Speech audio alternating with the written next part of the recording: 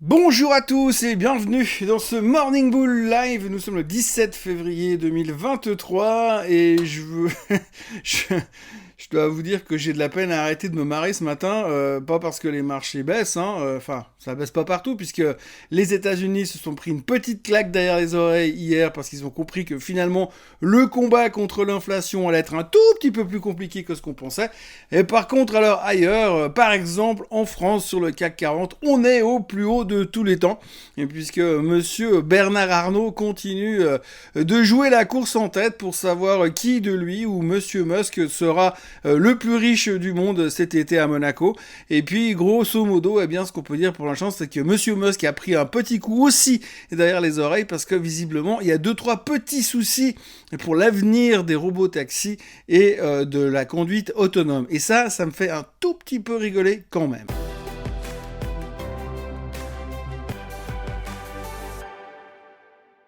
Nous voici donc le 17 février, on approche de la fin de ce mois le plus court de l'année, et franchement on n'aura pas manqué d'émotions puisqu'on a quand même eu un très bon début de mois, un très bon début d'année en général, et puis là tout d'un coup, depuis hier, allez savoir pourquoi, petit coup de frein et petite prise de conscience. Alors je vais pas vous le dire, je vous l'avais dit, mais quand même, je l'ai dit hier quand j'ai fait le point sur tous les problèmes qu'il y avait au niveau de l'inflation, la hausse des loyers, le pétrole, la confiance du consommateur qui explose, le fait que les emplois sont de plus en plus nombreux à être créés, le fait que les gens ne vont plus vraiment s'inscrire au chômage, enfin bref, tout ça fait que pour l'instant, on n'est pas vraiment dans une direction où l'inflation devrait baisser.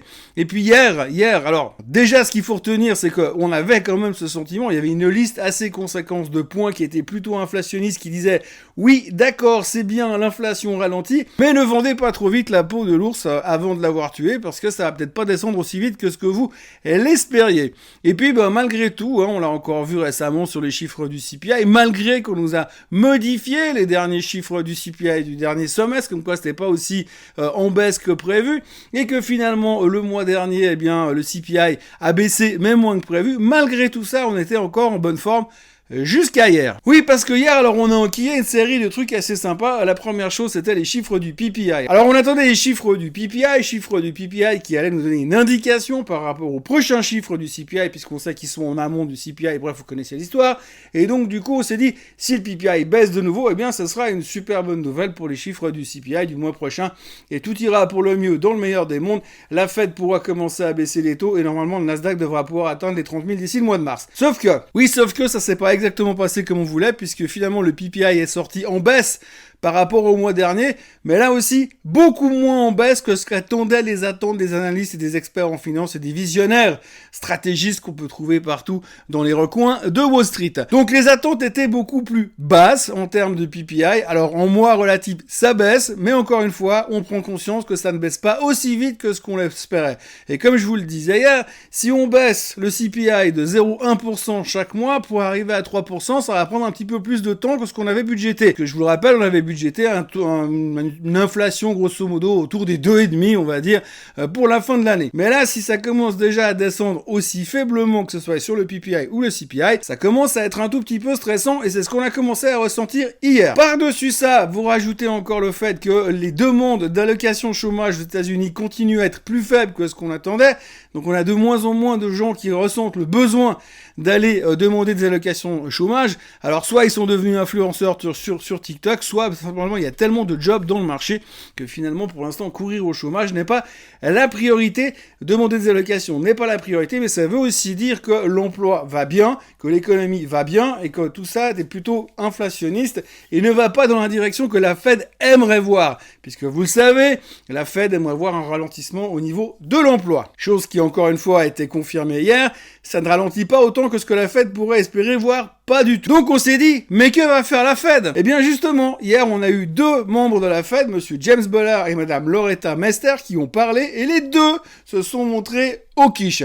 Alors Bullard, c'est pas vraiment une surprise, puisque je crois que c'est le hawkish parmi les hawkish, il a inventé le concept du faucon, et donc monsieur Bullard a parlé en laissant supposer que lui était plutôt chaud pour monter les taux assez drastiquement lors du prochain meeting, et madame Loretta Mester, elle a carrément dit qu'elle voulait que l'on monte les taux de 0,5% 10% lors du prochain meeting. Alors nous, pour l'instant, on n'a pas vraiment budgété ça. Non, nous, pour l'instant, on a budgété 0,25 au prochain, 0,25 à celui d'après, puis après, on se tâte encore. Sauf que, avec les chiffres qu'on a aujourd'hui, on devrait aller plus haut. La logique voudrait que normalement, les Fed Funds cet été devraient se traiter autour de 5,5%.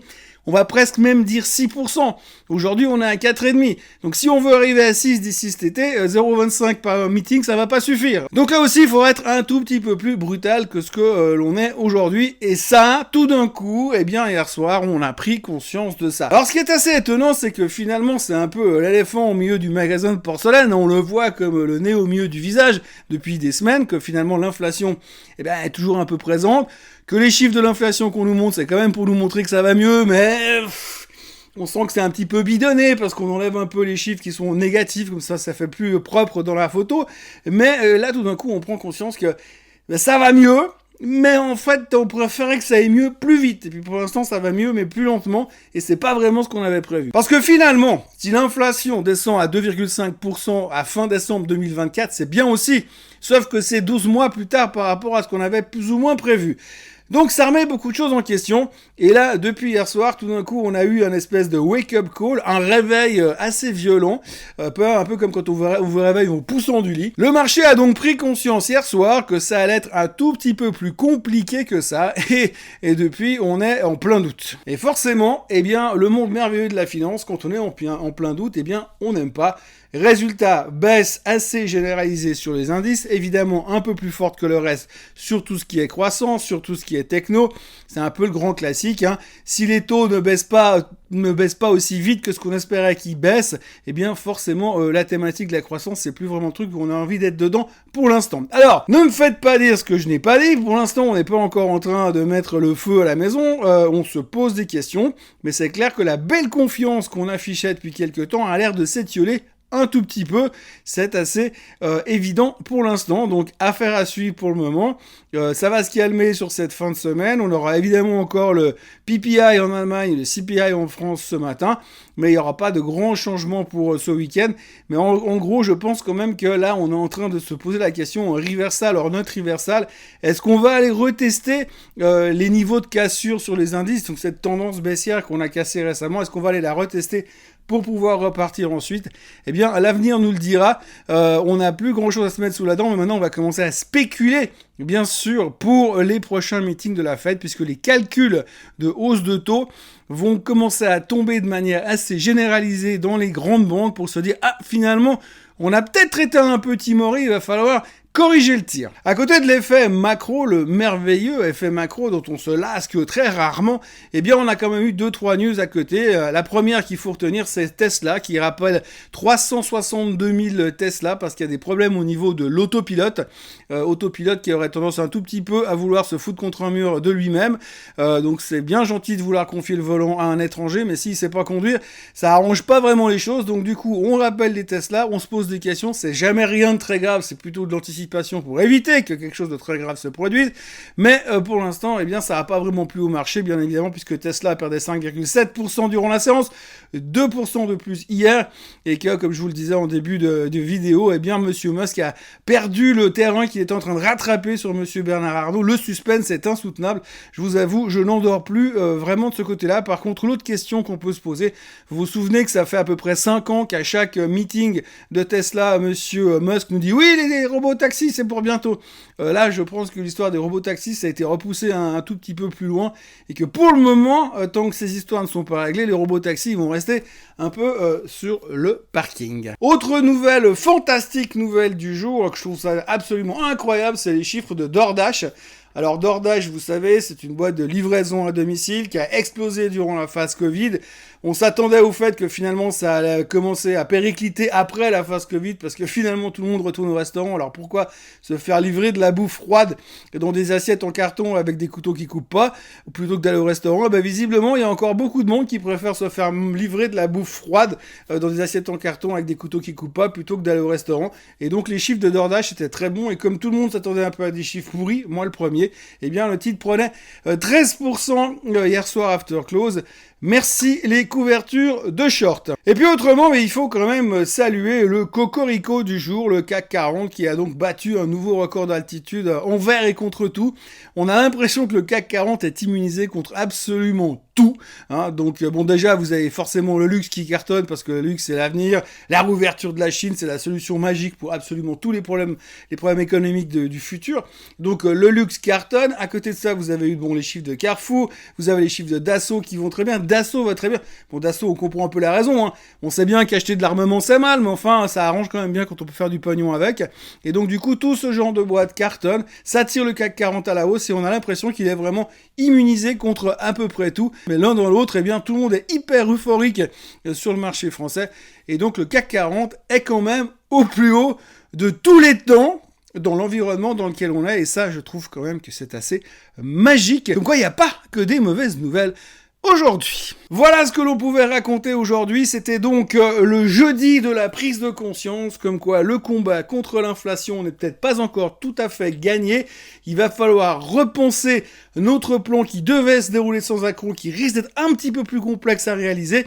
Ça risque de prendre un peu de temps, mais en tout cas là, il y a des doutes. Les futurs sont légèrement en baisse ce matin, 0,5% à peu près. L'Asie est légèrement en baisse. Le Bitcoin a reperdu $1000. Le pétrole a perdu $2. En se disant, on sait jamais si la croissance ralentit. Bref, on s'interroge. C'est vendredi, on risque de ne pas s'interroger très longtemps puisqu'il est urgent de partir en week-end et de partir en vacances puisqu'apparemment, pour une certaine région de Suisse, c'est l'époque des vacances. Donc je vous souhaite un excellent vendredi, un très bon week-end, de bonnes vacances pour ceux qui partent. N'oubliez pas qu'il y aura quand même le Swiss Bliss en fin de matinée, même si vous êtes déjà en train de faire les cartons pour partir en vacances. N'oubliez pas non plus de vous abonner à la chaîne Swissquote en français et de venir me retrouver de toute manière lundi matin pour un nouveau Morning Bull Live, parce que même si je serai en vacances, je serai quand même là pour vous faire la vidéo du matin. Passez un bon week-end. Bye bye.